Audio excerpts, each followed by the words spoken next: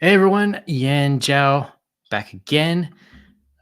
Today we have hero DarkyDark talking about Relentlessly Bullied hero number one. Just a couple of quick announcements. Number one, tomorrow afternoon I had Ev Jowett talking about his Kaiju tabletop role playing game where he promises you will actually be able to be a kaiju. So I'm interested to see how he got that working. And next week, we will definitely have more guests, just waiting to line those up. And keep on the lookout for my own D&D 5th edition campaign, Empire of the Undying Sun. Website's got a little delays, but hopefully we'll have that soon. But the man of the hour, how's it going? I'm doing great. I'm doing great. Thanks for having me on. So I took a look at your Kickstarter for Relentlessly Bullied Hero, which looked pretty interesting to me. Where did you come up with the idea for this kind of story? Well, it's kind of like a amalgamation of like many things. Of course, I have great inspiration from things like My Hero Academia, One Punch Man, and then of course, thankfully, while I'm very acting oriented, it's not like Mhm. I own super action. So every once in a while, I'll watch like more, I guess you could say, on laid back content to where the action isn't one stage, and so you're more focused on like character dynamics and relationships. So yeah, I just took ideas from those and then kind of mix them together to make a fun concept. As yeah, I feel like the greatest way how to differentiate yourself is to add that, I guess you can say, unique angle to your work. Mhm. Yeah. Because when I first making it, of course, the main character Zio. Well, he's one of the main characters. Zio. He's a bit of an edge lord, so he's intense. Doesn't like fun too much, and so of course, this is indie comics we're talking about. So I don't have that much of an audience or like that reach. So it's gonna be a little bit hard to attract people to a story just following some edge guy. So of course, you need something to actually interest people. And so Mhm. that's where his co-star Gomorrah comes in as, not only is he a villainess, but still connected in a way where he can't get rid of her no matter what he wants to do. So it creates like that interesting dynamic to where it's like, okay, the guys Mhm. out there trying to be, trying to be Batman and stuff, but then right next to him is just this, I say, decently loud-mouthed, taunting, teasing woman. He's always like taking the piss out of him. So it just makes things fun because, like, okay, so how is this gonna affect it? Like, won't this affect his heel work? Like, how they even end up here and all that stuff. Yeah. So one thing I was taking a look at in the background to the story, it says he's the last hero left. There's general apathy. Why is he the last one? Does it say it's the last one or? I think, um, or he was one of the few. Let's see. Yeah, I think it was something like that. It was like he's not literally the last hero, but it's like to Ah, him, he's like one of the few heroes who like mhm. is really keeping up that standard of morality. Because like recently the star hero for like the city died. So Uh-huh. while so of course people are trying to continue on. They're still heroes trying to do the stuff. There's been like this moral decay to where people aren't acting as right they should have. It's kind of like when your dad's not home. Where it's like, okay, yeah, it's not like you're naturally a bad kid, but when your dad's not home, we can sometimes start to act up more than you should. And so now, you're not always focused on your work. There's thing you're starting to do stuff not for it being good for you, but for other means and that kind of stuff. So, Mhm. to Zeal, he kind of feel like, okay, I feel like I'm one of the few people who's actually being a hero for the heroics of it than, just for pastime or for fun and that kind of stuff. Hmm. Um, so you now his here we go. His main antagonist is Grimora. How do So she's out to bully him because she's bored. How does she sort of like pick him as the focus? You mean like why does he pick specifically him, or how does he message with him? Uh, well, both actually. But how did she pick him from the other heroes?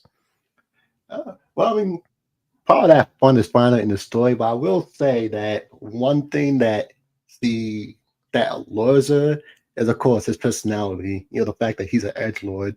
As while that seems like okay, yeah, why not? As I mentioned, heroes in general have kind of degraded a bit. To where most heroes, they're not trying to be a Batman and such. Was like okay, it's a full-on persona.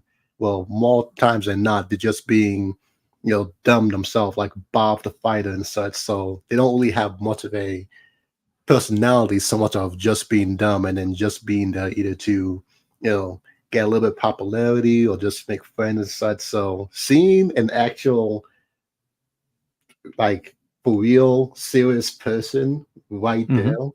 it's kind of like entertaining as he kind of just going like, okay, I want to see what he does next.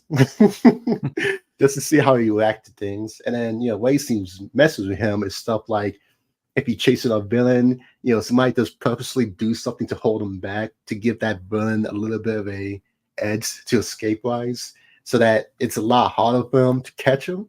As then to get to see, okay, so what are you gonna do to actually catch up and such.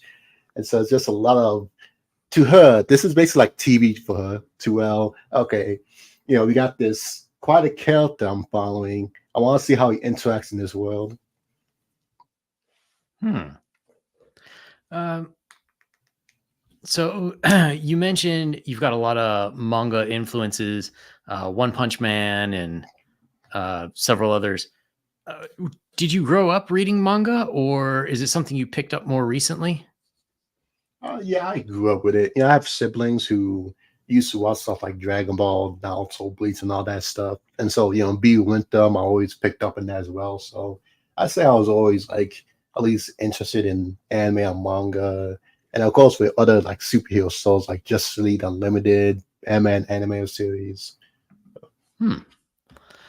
So, when you were deciding to make the book, what was it about manga where you're like, yeah, I want to go for manga as opposed to like something very cartoony or like a more traditional Western style comic book look? What was it about the manga aesthetic specifically that drew you in? I say it has more to do with basically like as I mentioned before, I'm very invested in action.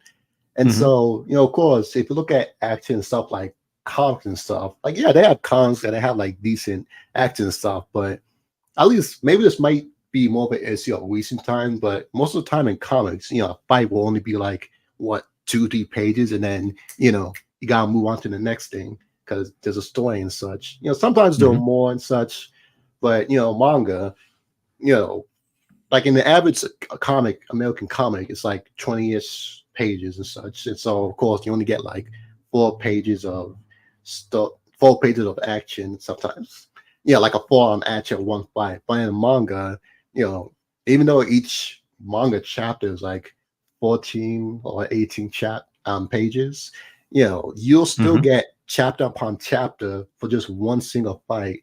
And it makes things fun as because of that, and because the fights are so decompressed, you get to go into like very deep details into not only people's abilities, how they fight, what this combat means, and it's fun as it goes beyond just okay, A plus B equals C, you win. Because now just go like, okay, no, no, no, no, you don't just win.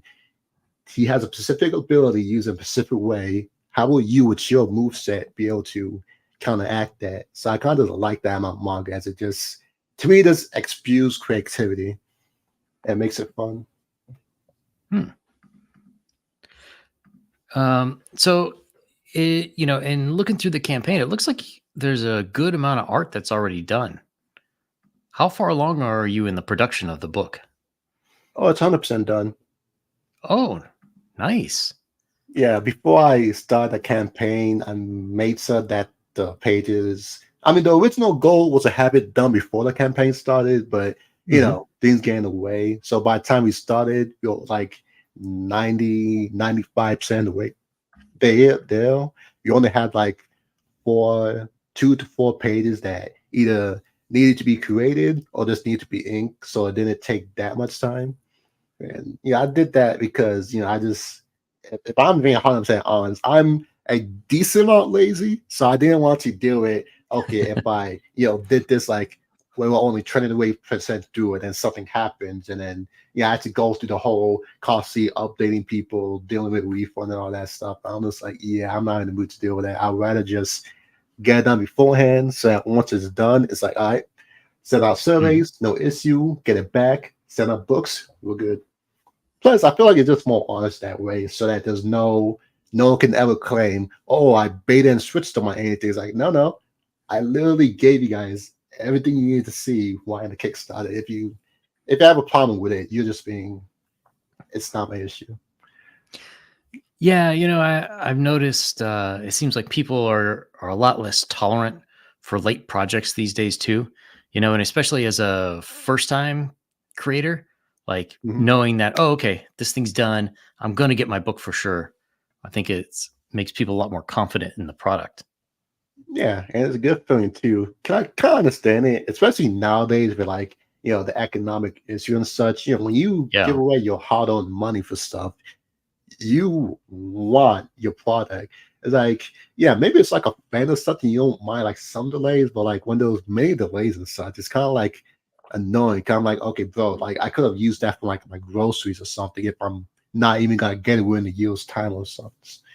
Yeah. And it's like, I feel like respecting your customer amount to where it's like, okay, you get it to them in a good amount of time is important, especially in this uh I get to say part of the industry we're in, because Yeah. unlike like the big people like Marvel and DC, we don't have like decades of goodwill. We can just rely back on 12. Okay, if we piss some people off, we still have more people and enough stuff to come back. It's like, okay, no, if you piss people off, what reason did they have to come back to you? And then that just makes indie products to be less durable, because now they're just gonna be thinking, okay, am I actually gonna get this, or am I just gonna get, you know, 2 years of nothing? And yeah. Yeah. I've noticed for some of the bigger indie creators too, they've sort of had issues where like they'll do a campaign and then they'll say like, okay, we're going to fulfill in a year, and then they'll usually do like a second chance campaign right before they're going to fulfill. So like a lot of people will just wait, and because in a lot of people's mind it's like, well, I have $20, $25, whatever they're charging for a book, and then they'll say like, well, I have this now, I can pay for a month of Netflix, I can get another book, I can go to the movies or something, and I'll probably have another 20 or $25 in a year. So I think that more people are waiting until close to when it gets printed. So if you can say like, yeah, it's done when the campaign's done, it's done, just need a little bit of time to get it printed, and it's coming quick. I think that helps with actually getting things funded, because then people are like, oh, well, now I gotta spend that money now instead of waiting until later. Yeah. Yeah, and that's why I prefer, because I know usually I just want to do one campaign. I know even though Hmm. this one ended, I'm planning on doing a similar one on My Fun Comics, just to Yeah. test out the platform, extend my reach. But it's gonna be happening like relatively around the same time, same kind of Hmm. turnout, just to test out the waters and such and other things. And it's like, I do that kind of like, okay, I don't want to feel like I'm kind of cheating someone out of something by like going, okay, yeah, there's a first campaign, give me money, and then okay, right before I send it, oh yeah, here's a second one, and then the second one have like a lot more discount and stuff, and it just, sometimes I just feel like, I mean, hey, who am I to judge? But sometimes I just feel like, I kind of feel like that's a little bit mean to us. Like, okay, the people who were there day one, Hmm. technically speaking, had to spend more for possibly like the same amount or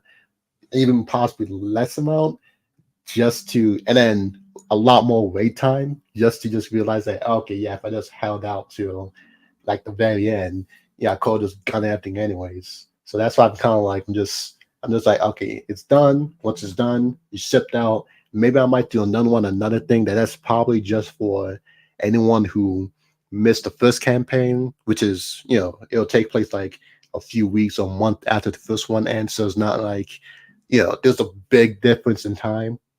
And Yeah. you just get the book. Yeah, I mean, I think that makes sense for most people doing campaigns today too, because like the consumer base is so fractured. Like it seems like almost everybody hates one platform or another. So you got to have them at least on two to get the people who say, "Oh, no, I'd never buy on Kickstarter." Well, okay, you do Fund My Comic. Then there's other people who say, "Oh no, Fund My Comic is too small. I want the guarantee of Kickstarter." So makes sense to me that you got to spread it around a little bit. Yeah. I think it helps to at least test out the waters of which algorithm works better for you. And it's a good chance to like rectify mistakes you might have made in like your first campaign. I know my first one, I won't say they were like big mistakes, but there was some small ills where I was just like, oh wow, I actually made that. Or things I want to test out where I'm like, okay, this didn't work out the base way I wanted. If I do something a little bit different the second campaign, will that work out better in my favor? That kind of stuff. Yeah. Yeah, that makes sense because there's always stuff you don't know on the first one, anyways. Yeah. And boy, was there a lot. I remember even like the release date, I kind of messed up a bit because like originally I had it that the campaign was going to start. I think I said it was going to start like January or January or no, I think it was like December 2024. It was one of those things. And then this is like a few months before the campaign started, and I went on a podcast talking about it, and the guy asked me, "Yeah, why did you decide to wait so late to do this?" And I was kind of a little bit confused. Kind of just like, "What are you talking about? This is in like a month or two." And it's like, no, they had it towards December 2024. I just had to go back and check and just be like, whoops. So, obviously, I have a lot of newbie mistakes. So, I think two campaigns had one that is useful. And it's like, it's not like I'm giving people a different deal of more of just, I'm just taking that experience and then just giving a different hand to a different subgroup. It was like, okay, both people still get basically the exact same product, the exact same turnaround, the exact same value. It is a little different, and the difference is, more of timing than anything. It was like, okay, if you support one, you get XYZ benefit, and if you support two, you get different benefits. So like my Kickstarter, of course, there's such rewards that are only available there, as it's still gonna be the first one done before printing going. And so of course there's more leeway to like things I can add to the book. Like I know I did like a milestone to where if we hit certain stuff, the book's gonna be 60 pages, 52 for story, 8 bonus pages. I put down if you hit Nice. certain milestone, we can do stuff with those 8 bonus pages. And that's something that I think I'm going to keep specifically for Kickstarter as a thank you for giving it early. But then for my fun comic, of course I won't have as many of those rewards and stuff, but sometimes depending on how the first one did, I might slightly alter the price. Not a lot, but like go like, okay, maybe I did charge this item a little bit too much. Let me take it down $1 or two. Or let me better describe how this one was gonna be. And then of course there's on my comic exclusive cover and like that kind of stuff to entice people to buy even more. And so it's like, yeah, it's not I'm giving unfair value than it is. I'm just different hand for different people. And I remember even when this first campaign ended, like not even like 10 minutes later, someone messaged me going like, "Oh shoot, I'm so sorry. I wanted to back it, but I forgot to." And I was just like, "Hey, no problem. In a few weeks, I'm gonna be doing my fun one. I'll just message you for it." Yeah, I mean, I think that's the way to go. So do you have any plans to make this a series, or is this just like a one and done? Well, it says number one, so maybe Oh you're yeah, it's thinking number 100% gonna two. be a series. Yes, like of course, before I started campaigning, I was like really worried of if this would actually garner much attention, but with how much it actually did and how much reception I gotten for it already, it's like, oh yeah, no, this is gonna be a series. How long depends on how we continue going. Now, I'd say I have a better view of how long the series will be by like issue four. As by issue four, that's when they got to about a volume of content. So I have a better perspective of how people view the series, how far can I push it? Do I actually have like a real decent audience for it, or it's just more of a meandering presence? So by then I'll have a like better view. But for now, it's like, yeah, no, this is gonna be a series. Hmm. Because if I can, hit like 200% of my goals on the first one where I have like no audience, I think when I started the campaign, I'd even have like over 200 or 200 followers on Twitter, and that was like the easiest for my biggest platform.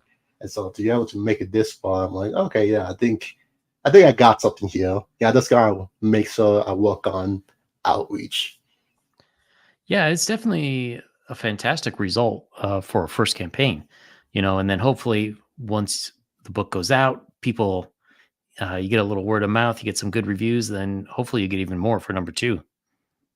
Yeah, that's also kind of the reason behind for my one-point comic one is going to be a little bit cheaper, as of course people always funded this. So I'm like, okay, this basically covers most of the expenses and such. And so now it's like, okay, I can kind of, with the second one, focus on making sure as many people read it as possible. Because, hey, if they read number one and they enjoy it, they're most likely going to at least look into number two. And Hmm. so, lowering that price a bit to add in a few more people who might have passed on the first one because they thought it was maybe a little bit too pricey, like just a little bit over, will probably work better in the long run, as then it just keeps attracting people to it. Yeah, and then hopefully, as it goes along too, you can sort of streamline your own process and cut some corners in a few places to make it more economical. Oh yeah, for sure. Like I know that for some printing press, the more you order, the better deal they give you. And Right. so, yeah, more people buy it. Like, oh yeah, that makes it easy and then lower costs and such. And yeah. Yeah, absolutely. So when you're thinking of these future issues, do you have an end point in mind, or are you like a little bit? Well, let me put it this way: a lot of manga, they go through their arcs and whatnot, but they have a definite finish. Whereas, like most Western comic books, they're just episodic; they just continue on forever. Do you have a definite finish, or is this something assuming people it gets a number of viewers or readers, do you think this is just something that's more episodic? I say that I for sure have a definitive ending because I kind of feel like definitive endings help raise the value of a work, because Hmm. then we don't have to worry about, okay, are we just gonna meander for so long, or are we just gonna do a bunch of retcons so we can tell a similar story? Was like, okay, with a definitive ending, it's point A to point B, it's easy to just keep things rolling up. Now that's not to say that in, like, I don't know, 5 or 10 years or so on, well, let's say in 10 years, that's when Relentlessly Bullied Hill gets its definitive ending. It's not as if afterwards I can never do a story for it again. It was like, no, I can easily, have like a special story or a side story was like it takes place in the universe, it's canon, just like I can say at a disappointing timeline, or that kind of stuff. It was like, hey, no, if people still like the story, then maybe I won't be into it. Not into it. Maybe I won't be as productive with it as I used to when it was an active story. But it doesn't mean that I'll never go back and just do like a special story for people, like, I don't know, a Christmas special story and such. And so while there is a definitive end, it's not like there's no there's no at least fun time or other stuff or episodic nature to it. As I know for like the first couple of books, it is pretty episodic in nature to where it was like, yeah, there's lingering plots and threads and stuff leading to each volume, but typically saying each issue is like pretty decently episodic, so you don't have to overly worry about missing too much if you skip an issue or don't really read an issue. And thanks with context clues, it'll be easier to understand what's happening. Yeah, so it's easy for new readers to pick up on too. Like if you start in the middle, you're not completely lost. Yeah, it's gonna just be like, yeah, there's some things of relationship that will be like a slight bit, I wonder how that happened, but it's not like there won't be other stuff around it that won't just make it easier, like a character referencing something, or like even like a small, chat box referring to it. And from there it won't be hard to just pick up on, oh, okay, yeah, I guess this happened. Like, let's be honest, not like, let's say there's an issue where like the main character teams up with a new hero, and there's like a tiny black box going like saying, yeah, they met at X. It's not like you're gonna still be so confused, thinking to yourself, yeah, but how did they meet? It's like, no, you can probably put together for context clues. Oh, okay. Yeah, I guess they worked together on a mission. All right, that's cool. Maybe I'll go back and read that and see what it was. Mm-hmm. So what do you think for the future? You start out as indie gets, funding it on the internet. Is this something you'd like to see in stores in the future? Or do you think it's not really worth the effort? I can definitely see this in stores. I know I'm talking to some people who's more used to it, but I know like one place I'm trying to get the book on and things like Amazon said there's more of a storefront in the print on demand aspect to it that I like to work on, because as I mentioned before, I'm decently lazy. Like maybe in the future I might be more willing to do it myself, but at the moment between everything I'm doing, I'm like, I don't got the time for this. So I'd rather just have someone else do it. And plus, and so I'm trying to get the put on demand thing for Amazon so that they can take care of it. And plus with the cheaper prices, as I mentioned, more people will be able to read it, more people will check it out and be ready to read the next issue. And then who knows? I know not all of them, but at least a decent amount will probably, seek me out, follow me out, support the campaign, since the time between the campaign and the time it's on Amazon is probably like a few months.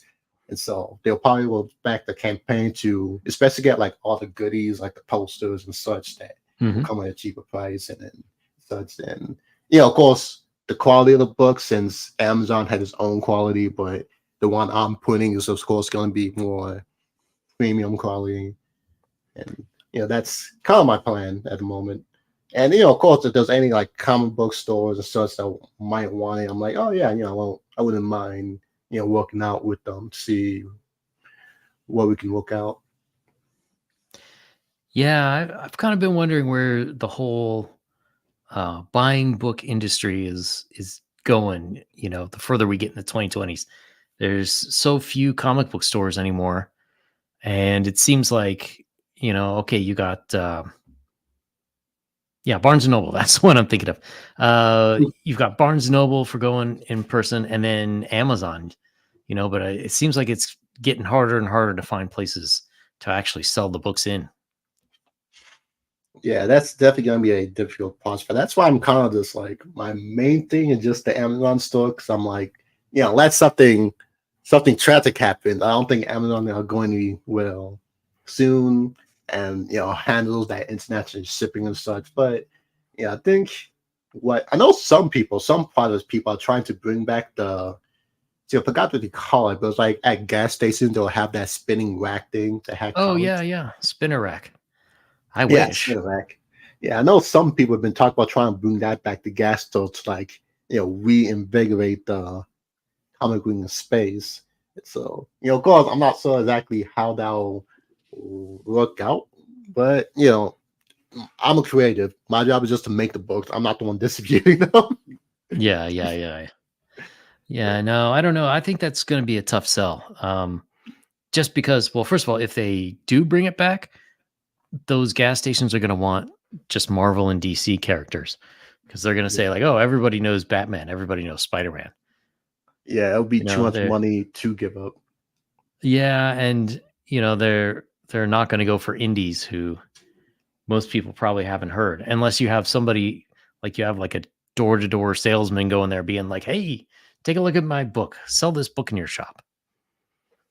But that would Exactly. be a That's lot why of work. my that's why my second option for like distributing the stuff like attending cons, because at cons people are Mhm. more willing to like experiment with stuff, and I feel Yeah. like of course like I said, people are more willing to experiment with stuff, but I feel like that with my premise is gonna be a little bit easier to sell people on it, as I feel like it'll be easier to like eye catch interest someone to at least try one issue.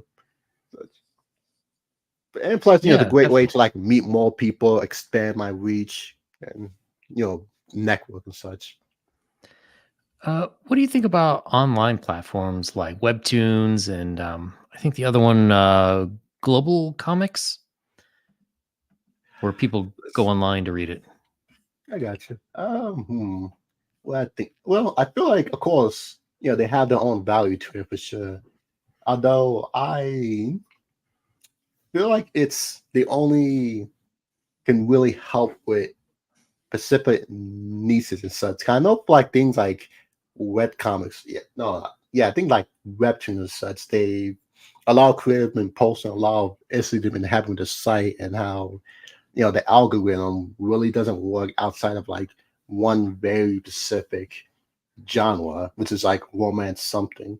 And Mhm. so, of course, what are good and stuff, if you fall into that niche, it's not the best if you don't, unless have a following that goes into it that helps you out or other stuff. I'm not too sure about global comics. I know that people's been complaining about it, but I have no idea what it is.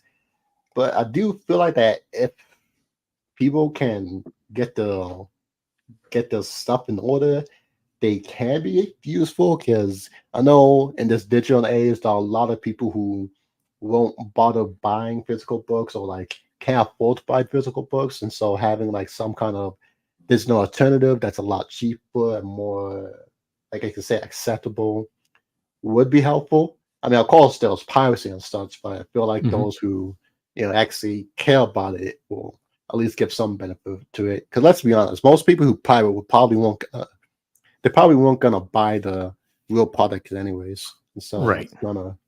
it's gonna like saying, yeah, let me attract the robbers, when it's like, dude, those robbers won't gonna buy from your store. That's why they were robbing to begin with. Yeah, exactly. Yeah, I was wondering, I don't know if you know the Common America team, Tim Lim and Mark Pellegrini. They started doing, they started putting Common America stuff on Webtoons, and I had them on once, and they said, yeah, it's helped. But I noticed that they're doing like different sort of comic strips. It's not the pages from their actual books. So that just makes me wonder, like, how much extra work do you have to do to get that in order to sell books? Like, is it worth that extra effort?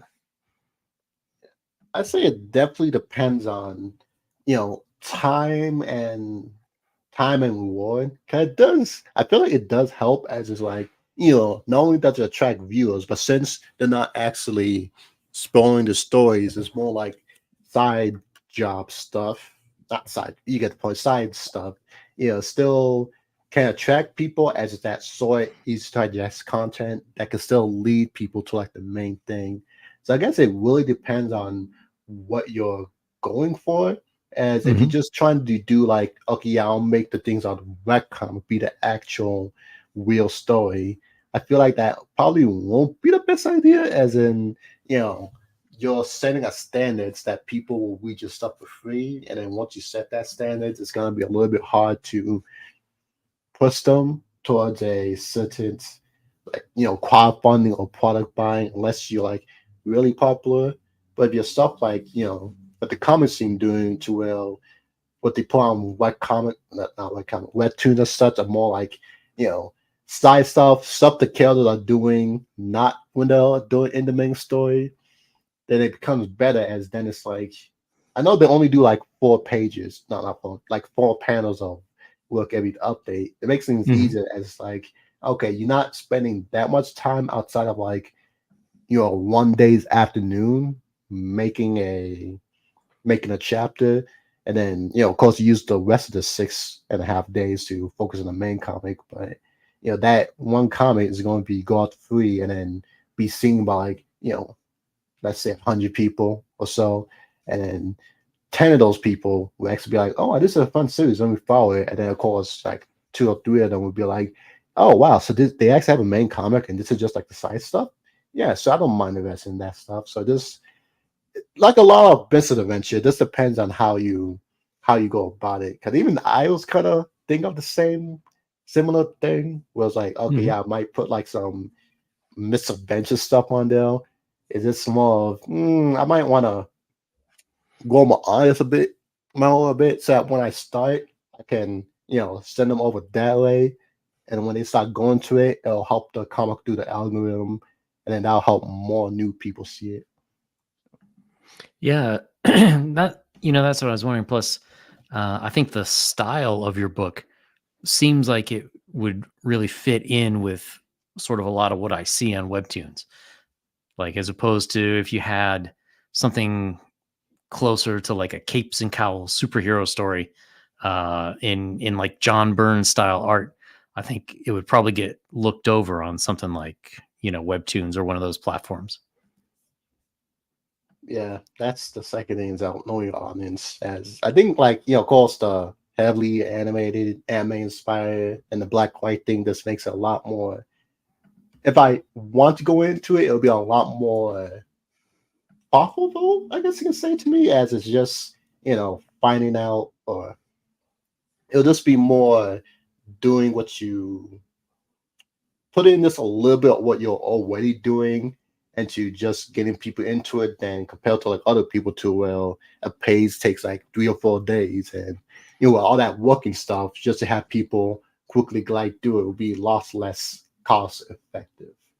I know Mhm. someone even talked to me about my comic and they was saying, oh yeah, I should probably try to get like one of those recap people, like people who recap manga and stuff, to like either I should do it myself or try to see if I can get someone to do it, as that helps with getting people introduced to the series. As now, yeah, they technically speaking whether for free, but it's recapping, so they're mostly just reading it out and actually going through the full thing, and it'll help with getting more people to see the series and such. So yeah, I'm still kind of on the fence about it, as I want to check it out, but it's like it might not be bad, as it's still introducing more people to the series. Yeah, I mean, especially at the beginning, it seems like that's the important part. It's just to get the word out there, get some eyeballs on it. Yeah, So, and yeah, uh, in addition to your own book, are there any other books you see that are coming out that have you excited? outside of my own, I say there's things like, I know. Have you ever heard of Tyler Seed, the Drawn Talks person? No. Oh, yeah, yeah, yeah. Tyler, yeah. Yeah, of course, he had a few books I'm interested in, like the Super Plumber Sisters, and then there was so that's see, let's see what his name. It was the Resolve comic guy. Hmm. He's see, I just had him. I know he's coming out with his own book. It's his second book. Good friend of mine, we'll support him. I was doing mine, and so it's like friends protect friends, that stuff. Resolve Comics. Come on, you can't be here. I remember. See, I know he had a book. It's a superhero book. I'd say it's Hmm. more of it's superhero, but I say it had a little bit more of a rebellious anti-hero vibe, I guess is the best way to say it. Oh. Which, yeah, I like. Yeah, I kind of like a little bit of rebellious in some of my media, as it's more fun. It's why, of course, my first one is superheroes. I do have another book I'm campaigning like a few months called Stormwell Riders, which is, if you ever seen like Jet Set Radio and AOGL, where like Oh, people yeah. on skates are out there graffitiing things and then fighting police with spray paint and stuff. It's basically that animated my rendition of it. And so I kind of like that. So Resolve Comics also has it. Su- I really hope I remember his name. It'll be the worst out in the history if you forget your friend's name. I'll if I remember, I'll pick it up. And then of course there's Coming America. There's Shotgun Samurai. I actually really like Shotgun Samurai. I Oh, just find it's one of those things where it's like it's so out there that you're just intrigued in seeing what it is. And the first volume chapter, I'm not sure what he calls it. Yeah, I picked up. It was a pretty good read. And so yeah, I definitely recommend that. And then outside like indie stuff, there's things like Rogue Sun for Image Comic. I freaking love Rogue Sun. It's such a great series. And yeah, I feel like I know people might think I'm overhyping it, but I feel like it's one of those things where you look at it now and you're just like, yeah, I feel like this can go to be like the next, I would say Spider-Man, but I'd say, like a next big hero if you keep on your trajectory. And oh wow, that good. yeah, that could like I cannot recommend it enough. Super Dangerous, that was the name I was looking for. Resolve Comics, Super Dangerous. His campaign is actually running right now. I think he's only like $5 away from hitting 1,000. So Oh, yeah, nice. check him out. Shout out to my guy. I'll have to take a look. Yep. And yeah, I think that's about at least it for the big projects I'm actually interested in. How about you? Oh, that's a good question. I'm kind of worn out on superhero type books just because I don't know. I want something like kind of classic where, the superhero becomes like a Greek demigod type of level. Not necessarily like anti-hero or questionable morality. I want someone who's like doing the right Y- thing. Yeah, But honestly, I'm sorry to interrupt you, but yeah, mm, honestly, it's that kind of sentiment is what kind of also inspired Relentlessly Bullied Hill. Because like, despite everything happening to him, he does truly want to be a great hero. Like, I know someone was hearing about the presence or like the concept of like heroes degrading and stuff, and they were asking me, yeah, don't you think like deconstructs of the heroes are a little bit overplayed? And I have to be like, oh no, don't worry, this isn't a deconstruction. If anything, it's a reconstruction as I feel like nowadays we need that real value of seeing heroes, not just claim to be more, but actually fighting to keep up their standard morality they actually need to be for society. So I get what you mean. Was like, yeah, you want to see more heroes who like truly surpass the limits. Right. yeah, and then even like I used to be real big into X-Men, back in the late 80s, early 90s. And I tried a few years ago when they did the House of X, Powers of X thing, and it was Mhm. just so disgusting to me. I felt like I needed a shower after reading those books. Because it's like, oh, we're okay with basically our heroes being blatant racists, and we're okay with them, you know, uh, trying to isolate themselves, and we don't care if we violate any of these other countries' laws or anything. And it was just like, woo, this is a bit too much for me to get into. But like, Yeah, I get what you I mean. Cause like, oh, sorry. I was about to say, yeah, I get what you mean was like, yeah, they basically just created an ethos state where they literally kicked yeah, out a child just because they discovered he was no longer a mutant or it wasn't a mutant. I'm just like, okay, you just want to come from mutants. Okay, that's one thing. Yeah, sure. With how borderline predatory there was towards recruiting not faking Richard into the group just then hmm ditch him the second they found he wasn't mutant. I'm like, okay, now that's a whole sorry about that. I'm not sure who's driving by my house. Anyway, that's a whole different level of just slimy tactics. It was like, okay, so what was all that beforehand? All that yeah. and So I mean, it's bad, but I kind of miss like Superman. He's Clark Kent in his normal life, and because he doesn't want anyone to know he's got these powers, he has to play off like he's weak and whatnot. So he can't really get the girl that he wants, even though the girl that he wants is totally in love with the other part of him. Like that's a sacrifice, that he makes because he wants to do the right thing. And same thing with Spider-Man. Peter Parker was like horribly poor most of his life. Um, and he could have made more money. He could have gone into wrestling or whatever, but he felt this responsibility because of what happened to his uncle. Like, oh no, I have to be there and I have to, fight crime regardless of what it cost me. Like, that's something you can look up to. But this other stuff is like, ooh, I don't know. That stuff has its place, but like, and I enjoyed the Punisher books back in the day, but I'm just kind of tired of like, well, let's kill anybody who sort of disagrees with me. It's like, I don't know. I need something a little more.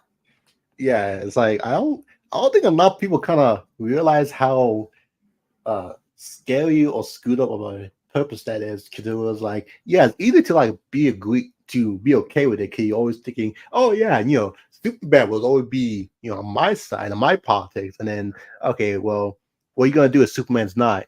What are you Yeah. gonna do if Superman was I don't know, pro Germany World War II? Then what? Oh, Yep. now you want Superman to actually be involved in all these stuff? And yeah, I feel like it's a lot of people are just okay with it because they kind of have a mind block that no matter what, all these heels will always agree with them. And if they don't, they want the heels to be taken out or forced to change and that stuff. And just like, Yep. yeah, that's a little bit creepy in a sense that you're only okay with it when you think you're the one who's gonna be able to sit basically like a nuke at someone. And that someone is basically your neighbor too. So it's like, Yeah. Yeah. Exactly. So I don't know. That's my rant on most superhero books these days. But I've been sort of more into sci-fi and fantasy. I like if you know Renee draws. She's got her Fiendish series. I like number 1 and number 2 a lot. So I'm hoping good things will come with number 3. And I don't know. I'm kind of keeping my eye open. I've been buying a lot of Alterna books recently, and they've been pretty good. yeah, that's cool. Yeah, I know.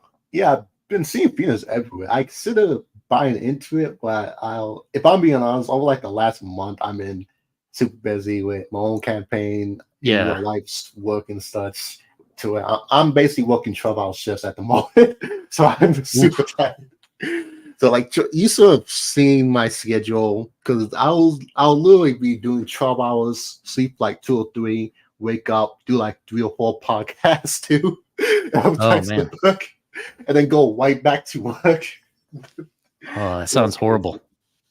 Yeah, but hey, it was worth it. It's not like it's not like I didn't get any benefit from it, but yeah, it was happening. But so hopefully, like next time when issue 4 comes out, I might back it. As I mentioned before, I'm heavily action based, so yeah, I'm hoping it'll it'll somehow hit that few spaces where I don't care about action as much. And Mhm. action is great and all, but sometimes you need something else besides it. It's like a meat. It's like meat is great and all, but every once in a while you want some potatoes or vegetables next to it to make it taste better. Yeah, exactly. Exactly. Um, all right. So Relentlessly Bullied Hero number 1. When do you think you're gonna start the other campaign for it on Fund My Comic? I'm I'm aiming to well one till I'm done with these 12 hour steps because yeah, I kind of want to be able to rest. I mean, I might start beforehand because I feel like sorry about that. Anyways, because I feel like I don't mind studying a bit, so I'd say it's probably in like a couple of weeks, so like 1 or 2, and I feel Oh, like nice. yeah. So yeah, it's not that far off. Give me a little bit of time to rest and then clear out my schedule, and then I can you know advertise it. And it'll be great and such as there was a couple of podcasts or interviews I wanted to do, but unfortunately the hoster came back to me a little bit late. So we have to reschedule. And I'm fine with it either way, because as Mhm. I mentioned, outside of this book, I have the other book, Stormwell Riders, that I can easily show in the meantime. But if they happen to overlap with the Find My Comic campaign, that can easily push it down. Yeah. Nice. So anyone who's interested, take a look at what's on Kickstarter, because that'll be coming to Fund My Comic, and they can follow you on Twitter. I've got your Twitter address linked in the comments below. Yep. Heel DarkyDark. Thankfully, I managed to keep that name throughout most of all my platforms. So you don't have to worry Nice. about different naming schemes. Just Heel DarkyDark and you'll find me. Very cool. Well, thanks for coming today. I unfortunately couldn't make it work a little earlier while the campaign was going, but anybody who's interested, definitely check it out on Fund My Comic in the next couple of weeks. Oh yeah, no problem. Just in general, talking to people is it's very fun. I'm someone who kind of hates people, so I hate talking to people. But being on this show was nice and such. So just having me on and just having great discussion, it was nice. Yeah, well, thanks for coming, and hopefully we'll see you again when you're going for issue 2. Oh yeah, for sure. All right. Well, good night, everyone. And just a reminder, tomorrow, Wednesday at 6 p.m. Eastern, and I believe that makes it 11 p.m. UK time, I've got Ed Jowett coming on to talk about Shades of Vengeance, newest tabletop role-playing game. Ooh, sounds fun. Better watch it. All right. Good night, everyone.